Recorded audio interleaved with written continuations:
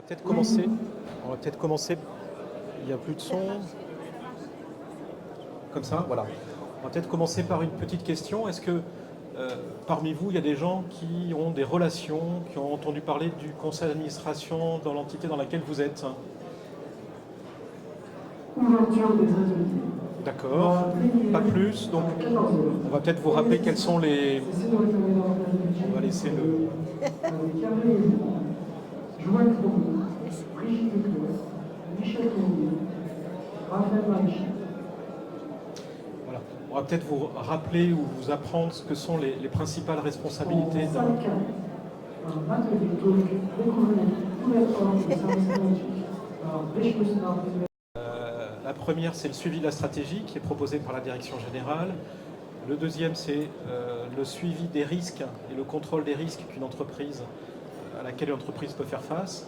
Et le dernière responsabilité, c'est tout ce qui est contrôle et suivi de la performance, contrôle interne, suivi de la performance. Voilà.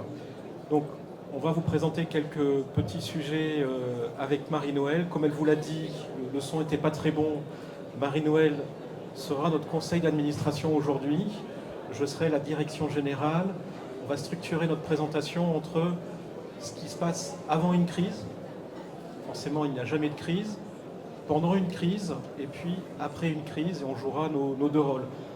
Peut-être aussi, parce que c'est un moment un peu délicat, le démarrage d'une conférence, est-ce qu'il y en a certains parmi vous qui ont connu des crises graves sur la partie cyber? Vous avez de la chance, quand même, un petit peu plus, voilà. Ok. Peut-être qu'on vous posera à la fin la question de savoir comment ça a été géré et si vous avez eu connaissance d'interaction ou pas avec le conseil d'administration. Avant une crise, phase de préparation, la direction générale a un certain nombre de responsabilités. Identifier par exemple et mettre en œuvre une cartographie des risques, mettre en place les scénarios de désastres qui pourraient se produire, qui ne se produisent jamais mais qui finalement se produisent quand même. Quels sont les scénarios qui, par rapport à l'activité de l'entreprise, par rapport à son contexte, par rapport à son type de client, son type de fournisseur, quelles sont les crises qui peuvent se produire, quels sont les scénarios. Une entreprise qui gère des données personnelles, forcément, ça sera un scénario important. Une entreprise qui gère des flux logistiques, la relation avec le client, ça sera quelque chose d'important. Dans des entreprises qui gèrent des activités temps réel, la réactivité, ça fera partie des choses très importantes. Donc, cartographie des risques, inventaire des scénarios.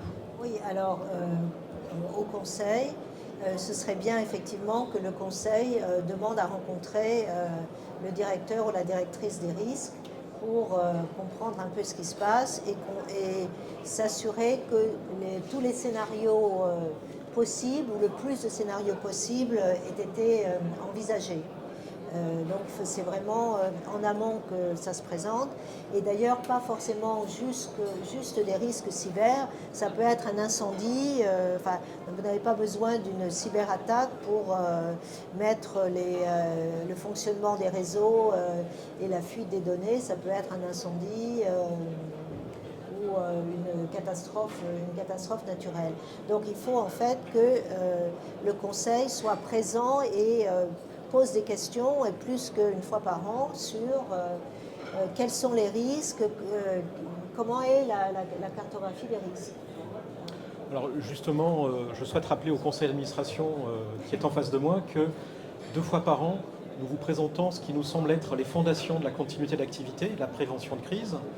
On a un plan de continuité d'activité qu'on vous demande de valider, on a une analyse des impacts métiers, on a une stratégie de sauvegarde et de restauration, on a le planning des tests qu'on va réaliser. On vous présente également les comptes rendus des tests qu'on a réalisés, parce que quand on fait des tests, on définit des objectifs à atteindre. On n'est pas parfait, mais on est dans une démarche d'amélioration continue, et donc on vous présente les résultats des tests. Et d'ailleurs, lors du dernier conseil, si vous vous souvenez bien, vous nous aviez challengé parce que les résultats d'un test de continuité d'activité avec un fournisseur n'étaient pas de très bonne qualité. Vous nous aviez demandé de rejouer le test. Oui. Voilà. Donc effectivement, au conseil, il faut regarder de près la cartographie des risques et quand même se préoccuper de la cohérence du fil, ce que j'appelle le fil rouge numérique, entre la carto des risques, le budget, qui va être sujet à conversation entre la direction générale et le conseil. Et donc les moyens alloués à la cyber et pas seulement juste au département à la DSI, mais aussi aux risques, aux ressources humaines avec la formation, à la communication, etc. Et puis la cohérence donc, entre cette carte des risques, le budget, le plan annuel d'audit et le plan de continuité. Et tout ça dans une boucle d'amélioration continue pour que ce soit cohérent. Et donc c'est vrai que c'est très important de poser, le conseil doit poser plus de questions et surtout insister sur les retours d'expérience du plan de continuité, parce que c'est comme ça qu'on va revenir et qu'on va ajuster la cartographie des données, on va ajuster le plan d'audit, on va ajuster le budget. Et donc les retours d'expérience sont très très importants. Et il ne faut pas hésiter, quand vous êtes d'un point de vue DG, à exposer tout ça au conseil d'administration. Et si vous êtes administrateur, ne pas hésiter à poser des questions et vraiment à challenger, mais d'une façon positive, ce qu'aura fait la direction générale pour préparer et conduire ces tests. Mais dans la période avant crise, il faut aussi qu'il y ait une autre conversation qui ait lieu entre la direction générale et le conseil, c'est OK, il va y avoir des tests de continuité, mais quels sont les critères de succès de ces tests? Comment on va savoir si on a réussi ou si on n'a pas réussi? Et aussi, quels sont les critères de matérialité? Parce que c'est très important de savoir à partir de quand, de quel seuil, l'incident est grave. Parce que s'il est grave, il va falloir en notifier le régulateur, il va falloir prévenir les investisseurs, il va falloir mettre en route toute la communication externe. Donc à partir de quand et qui déclenche le seuil de criticalité? On se dit, mince, là c'est une crise grave, il faut mettre tout en route. Et ça, c'est en général une conversation qui n'est pas engendrée ni par le conseil, ni par la direction générale. Donc c'est important dans vos entreprises que vous posiez la question de quels sont les seuils de matérialité et comment, à partir de quand on met telle gestion de crise en route. Parce qu'il y a petite crise ou grosse crise, et donc c'est pas la même chose, il faut avoir une réponse proportionnelle. Alors, justement, sur le sujet des seuils de matérialité, nous vous présentons à chaque conseil d'administration les indicateurs d'appétit au risque. Notamment, un indicateur qui est très important, c'est celui de la disponibilité de notre système d'information. On a défini un seuil de pré-alerte et un seuil d'alerte, donc combien d'heures, de jours, peut-être pas de semaines, la direction générale considère que le système d'information peut être indisponible. Et ces seuils de pré-alerte et d'alerte, ça dépend du secteur d'activité. Dans les systèmes temps réel, les opérateurs télécoms, systèmes bancaires, c'est quelques secondes par an. Dans d'autres activités qui sont moins temps réel, ça peut être plusieurs heures, parfois plusieurs jours, en fonction de la criticité du système d'information. Et autant la définition des seuils de pré-alerte et des seuils d'alerte et le suivi de la valeur de l'indisponibilité, on a eu combien de pannes, et ça s'exprime en combien de minutes d'indisponibilité, ça fait partie des choses qu'on présente à chacun des conseils. Voilà, et il faut qu'effectivement le conseil soit en mesure de poser les bonnes questions, d'écouter et de réagir. Voilà, c'est un jeu à deux parties. Et puis, est-ce qu'on a fini? Vous avez d'autres questions sur le avant-crise? Comment on prépare la crise?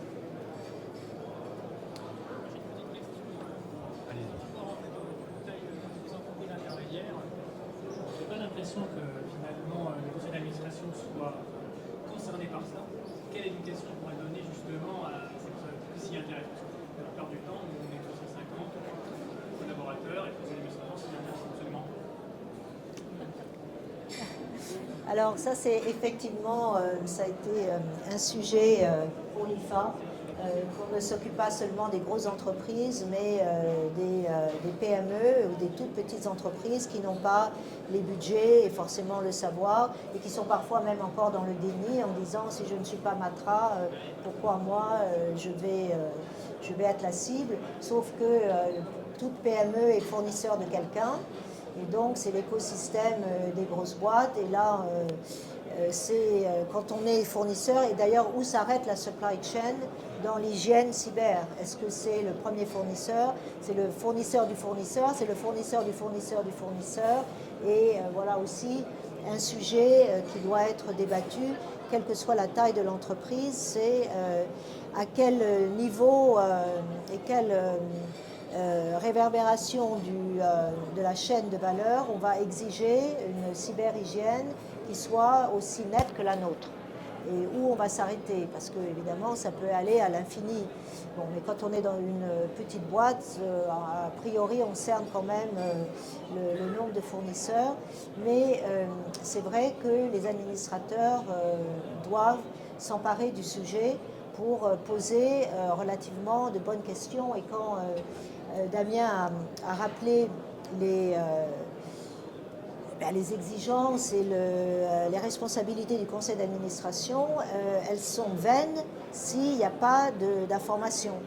Et en fait, c'est ça la grosse différence entre cyber et les affaires financières ou de communication.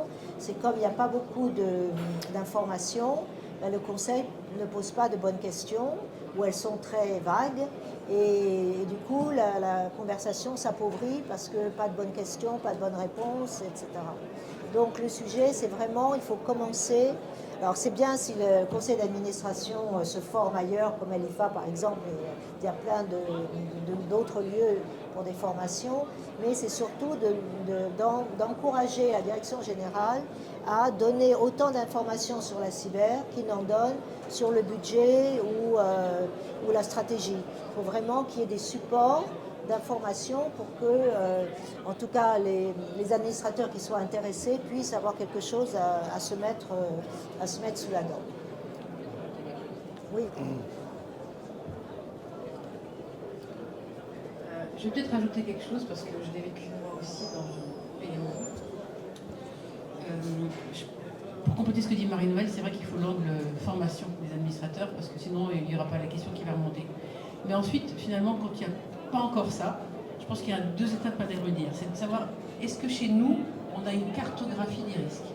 Et là, on a beaucoup de surprises parce qu'il y a très peu d'entreprises qui en ont. Déjà, forcément, il y a une cartographie, le risque cyber est présent. Vous voyez. Deuxième chose, c'est sous l'angle du business. Il y a de plus en plus de secteurs dans lesquels, finalement, si vous n'avez pas mis en place les éléments concrets, en fait, vous coupez du business. L'aéronautique, l'automobile, etc. Aujourd'hui, c'est obligatoire avec des tas de certifications pour continuer à avoir du business. Et quand on commence à parler d'argent et de chiffre d'affaires, ça va toujours intéresser le conseil d'administration. In fine, c'est par le business que bien souvent ça arrive, avant que ça arrive sur la version risque. Oui. Et c'est sûr que la cohérence, Damien a parlé de la carte des risques, la cohérence entre la carte des risques et le plan de continuité avec ce qui va entre, c'est-à-dire le budget et la discussion du budget, et du plan d'audit interne, c'est très important. Bon, alors maintenant, la crise, pardon. On va passer au pendant. Qu'est-ce qui se passe pendant une crise? Alors, juste une chose, le point de vue, c'est un petit peu comme quand il y a le feu, il y a ce qu'on appelle en anglais les first responders. Donc en fait, il faut que le conseil ait communiqué à la direction générale s'il y a une crise, qui prévenez-vous? Parce qu'on ne va pas prévenir 12 personnes, ils sont en voyage, le portable est fermé. Donc autant à l'IFA on prêche pour qu'il y ait une formation collégiale sur la cyber, il faut qu'on décide qu'au moment de déclencher l'alerte, il faut avoir au moins 1 ou 2 personnes au conseil qui puissent alerter le reste du conseil. Alors est-ce que c'est le secrétaire du conseil, le président?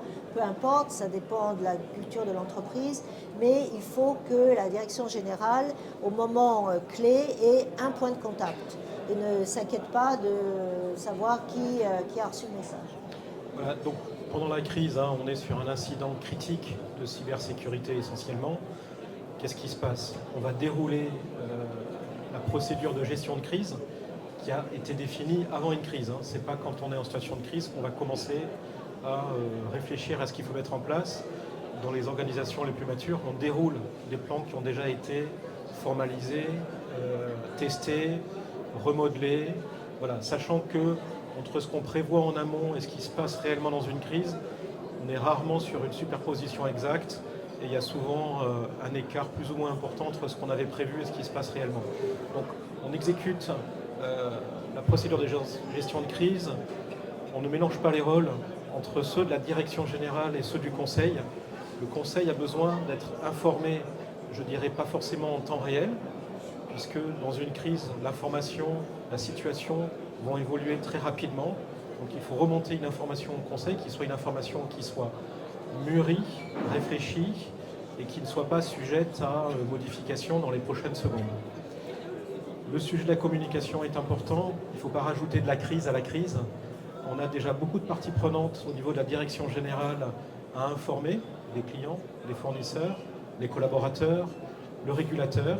Le conseil est forcément une partie prenante importante vue de la direction générale, mais comme l'a dit Marie-Noëlle, il faut en amont avoir identifié une personne qui soit le point d'entrée et qui ensuite démultipliera l'information au niveau du conseil. Quitte à déclencher un conseil extraordinaire, parce que le conseil, on vous l'a dit, ne gère pas la crise, mais il doit se tenir informé et bien sûr se tenir d'abord être disponible. Donc c'est important que l'information arrive par le biais du point d'entrée qui aura été défini, que tous les administrateurs se tiennent prêts à intervenir. Voilà. Au niveau de la direction générale, il faut aussi qu'on s'assure de la cohérence de l'information qui est remontée aux différentes parties prenantes.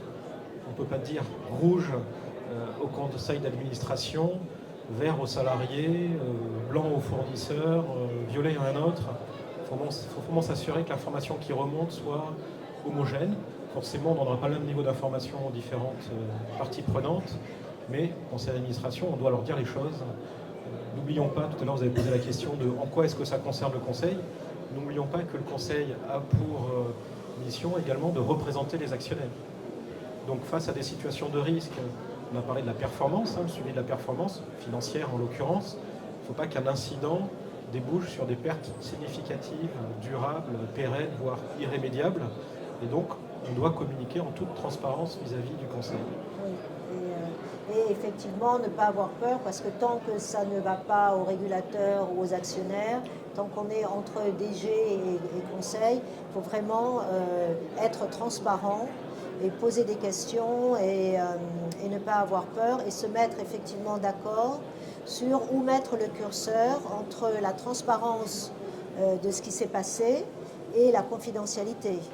Et ça va être un enjeu avec les obligations de notification de NIS 2 et d'autres textes récents, où être transparent pour quand même générer la confiance des employés, des fournisseurs, du marché en général, et comment ne pas exposer la carte des risques. Donc ça demande, on est déjà pendant la crise, mais c'est aussi une conversation qui, je reviens un petit peu en arrière, doit être dite et redite et repensée avant la crise. Et justement, pendant la crise, on peut peut-être faire quelques ajustements avec des administrateurs qui poussent à plus de transparence, d'autres qui poussent à plus de confidentialité. Et donc, c'est important d'en avoir parlé avant, parce qu'on peut faire des ajustements pendant la crise, mais il ne faut pas qu'il y en ait trop. Parce qu'effectivement, les imprévus, on en aura beaucoup. Alors peut-être que la question qu'on peut poser et qui se pose régulièrement dans le cadre d'une gestion de crise, c'est est-ce que l'administrateur qui a été nommé avant la crise comme étant le point d'entrée pour les sujets de crise cyber, est-ce que cet administrateur a sa place dans la cellule de crise de l'entreprise? Voilà. Donc la direction générale va donner son avis. Bien sûr, les administrateurs sont bienvenus, mais ne mélangeons pas les rôles. La gestion de crise, l'équipe de gestion de crise à la tête dans le guidon. Le conseil d'administration a une posture de prise de recul, de challenge également. Voilà, ça c'est ma position. Peut-être que Et tu peux puis, donner la tienne. et peut-être plus tourné, vous savez, dans une cellule de crise, il y a ceux qui ont effectivement la tête dans le guidon et dans l'opérationnel pour comprendre ce qui s'est passé et corriger.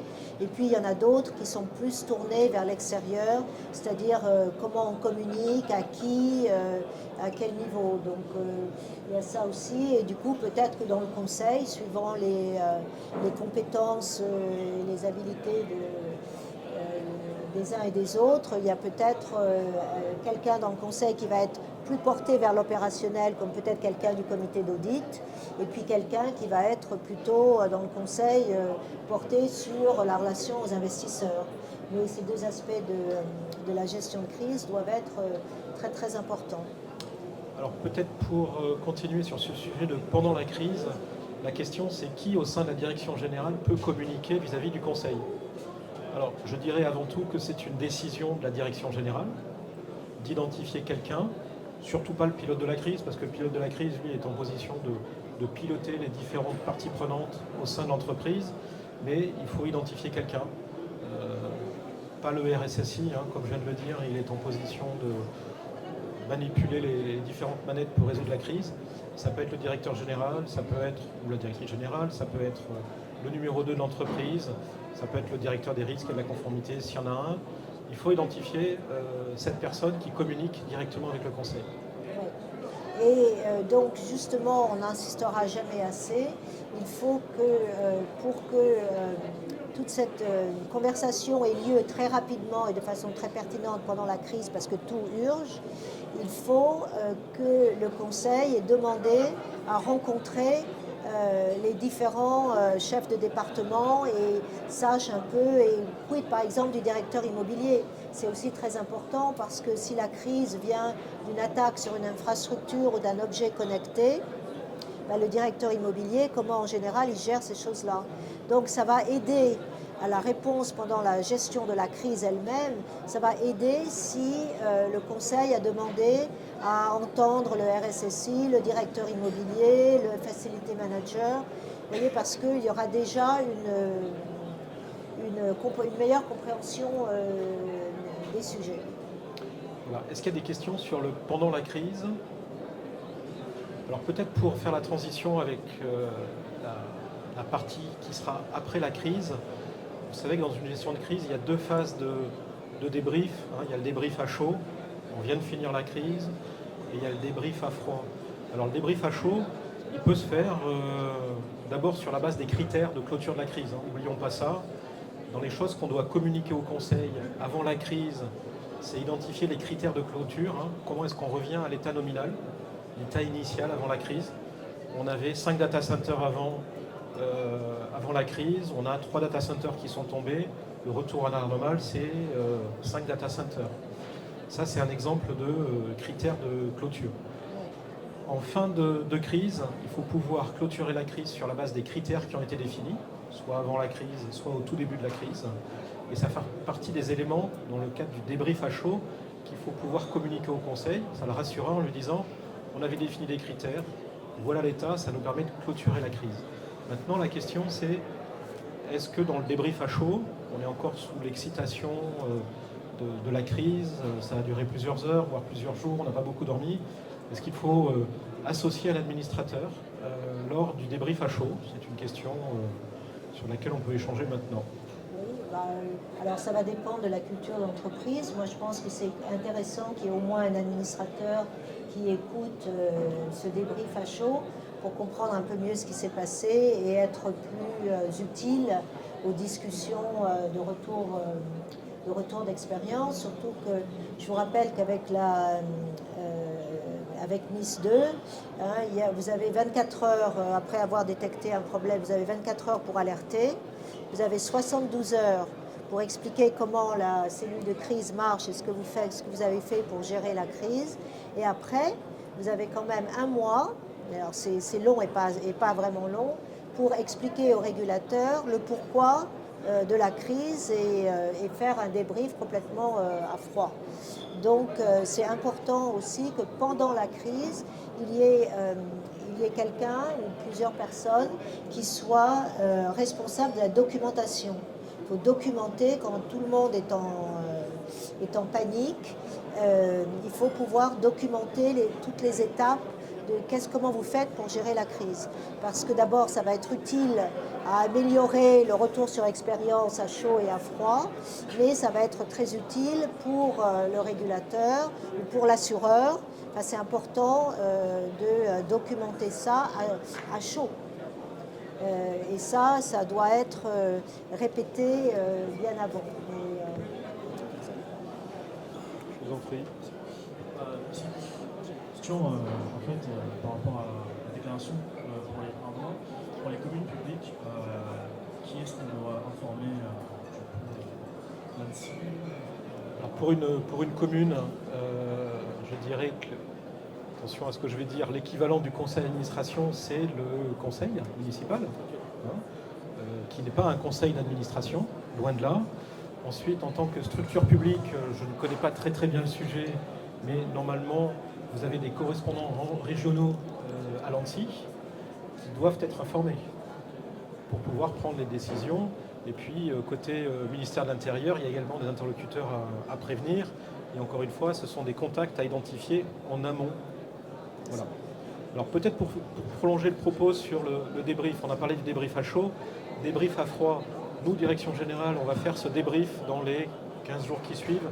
Peut-être pas le lendemain parce qu'on est encore très fatigué et il faut qu'on revienne sur un rythme de tension beaucoup plus bas. Mais dans le débrief à froid, on va identifier toutes les choses qu'il faut corriger.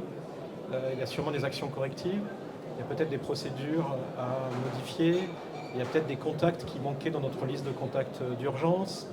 Il y a peut-être un test qu'on n'avait pas identifié sur un fournisseur que nous avons, qu'il faudra mettre en place et qui devra être intégré dans le tableau de bord qu'on présente, le tableau de bord des tests dont je parlais tout à l'heure.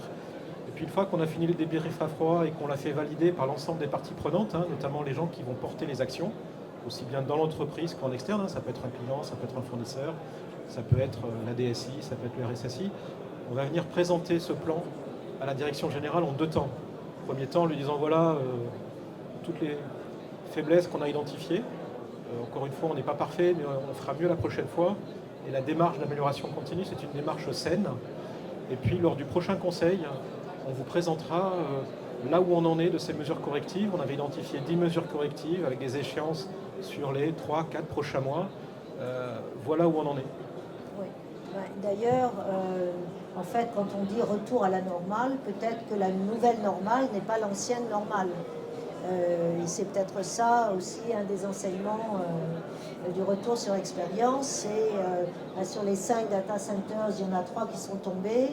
Finalement, des 3 qui sont tombés, il y en avait un dont on n'avait pas besoin ou qui était mal placé ou mal géré. Et donc peut-être celui-là, on ne va pas le remettre en route, on va en ouvrir un autre. Ou peut-être on n'en a pas besoin. Donc c'est aussi l'occasion de remettre en question ce qu'on tenait pour accorder. C'était la normale. La nouvelle normale après une crise n'est pas forcément complètement identique à l'ancienne. D'ailleurs, cet incident, ça a été une opportunité pour nous parce que 5 data centers, c'était assez lourd à gérer. 5 data centers, 4 fournisseurs différents. Finalement, le conseil, dans les discussions qu'on a eues, nous a dit mais ça serait peut-être le moment de considérer du cloud et non plus de l'hébergement classique. Voilà. Et de se poser des questions, où est le cloud, par exemple. Et puis d'affiner le budget, parce que peut-être que le budget qui venait d'être voté avait des allocations finalement pas forcément les meilleures.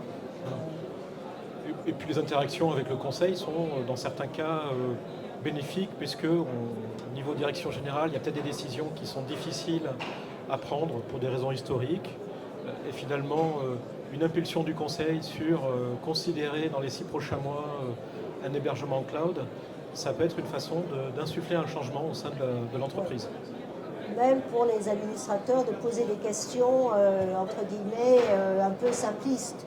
Parce que parfois, ce sont des questions qui sont tellement simplistes que les spécialistes qui ont la tête dans le guidon, en fait, ne réfléchissent pas. Donc, en fait, aucune question n'est bête. Et en fait, il ne faut vraiment pas hésiter pour les administrateurs, il ne faut pas qu'ils hésitent à poser des questions. Mais encore une fois, il faut qu'avant et pendant la crise, il y ait eu une atmosphère et une culture de confiance qui se soit instaurée pour qu'on n'ait pas peur de poser des questions.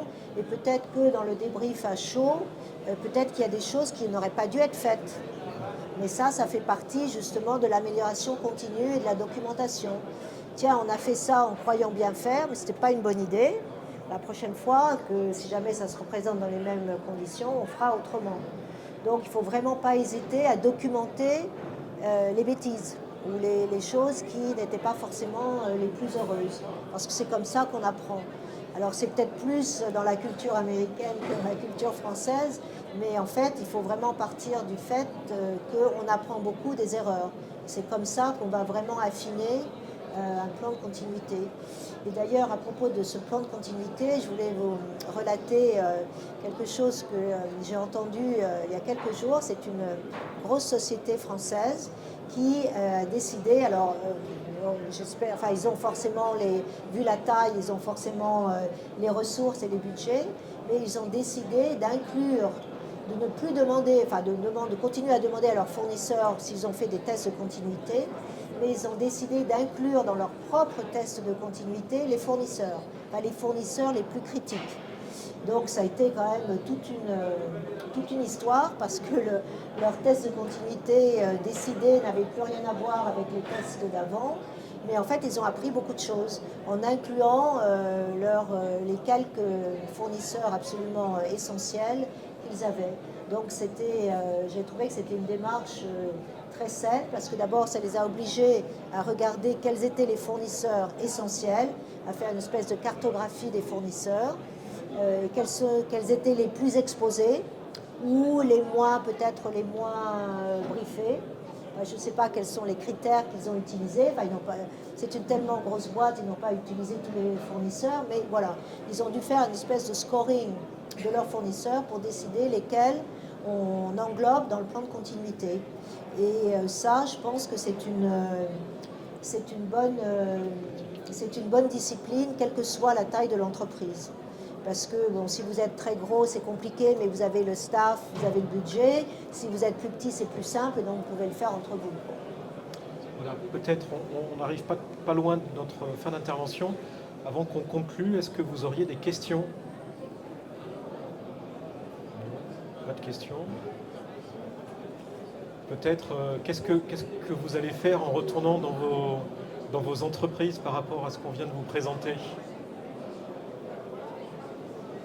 Moi, je pense qu'il y a une question importante à poser de votre côté. On ne connaît pas vos contextes, mais c'est identifier quels sont les points de contact avec le conseil. Donc ça, c'est très important, sans se substituer à la direction générale. Et puis, dans une perspective cyber, dans le cas où il y aurait un incident, comment est-ce que l'incident serait remonté, qui est identifié, tamponné par la direction générale pour communiquer sur le sujet? Et puis, dans l'autre sens, comment est-ce que l'entreprise, les experts cyber que nous sommes, comment est-ce que nous avons connaissance des retours du conseil sur les sujets cyber, aussi bien sur les sujets de prévention que sur les sujets post-crise? Voilà, c'est une petite suggestion que nous vous faisons. Peut-être pour conclure, Marie-Noëlle, on peut parler du dernier sujet, si la slide veut bien bouger, sur Alifa. Qu'est-ce qu'on fait? Tu veux la présenter? Oui, alors là, vous voyez le groupe de travail. Et donc, vous en avez 3 aujourd'hui. Nathalie Castaner qui est là, nous 2 et 2 autres intervenants. Donc, nous avons produit ce guide de sécurité numérique et gouvernance. Vous pouvez le télécharger sur le site de l'IFA. Et à la fin du guide, il y a toutes sortes de liens utiles que je pense que vous allez trouver très fructueux. Et puis, si vous avez besoin d'en savoir plus, il y a une formation maintenant à l'IFA qui dure une journée, mais qu'on peut moduler selon les besoins de votre entreprise. Le standard, c'est 8 heures, mais ça peut être beaucoup moins ou beaucoup plus. Mais l'idée, c'est vraiment d'instaurer un dialogue et d'éviter le jargon. et de penser que la sécurité numérique, en fait, c'est une opportunité, c'est un agent de croissance, et ce n'est pas un frein au business. Et il faut que tout le monde ait un peu plus de patience les uns envers les autres. Mais que le rôle du conseil est quand même crucial, et on l'oublie souvent. On parlera pour une prochaine intervention de la responsabilité du conseil. Juste pour conclure, dans le cadre de Nice 2, pour ceux qui sont concernés, les administrateurs ont une responsabilité en cas d'incident critique et d'impact. Voilà. Responsabilité qui se gère par, ce sera la conclusion, les actions de prévention qui sont en place au niveau de l'entreprise, les actions d'information, qu'est-ce que la direction générale met en œuvre et comment est-ce qu'elle en informe la direction générale. Et puis le dernier point sur lequel on a beaucoup insisté, c'est tout ce qui est amélioration continue, comment on capitalise, aussi bien dans le cadre de crise que dans le cadre d'incidents, qu'au quotidien, et comment est-ce que c'est pris en compte dans l'amélioration continue du dispositif. Voilà, on était sur le sujet de la crise cyber. Merci. Voilà. Merci de votre attention et de votre temps.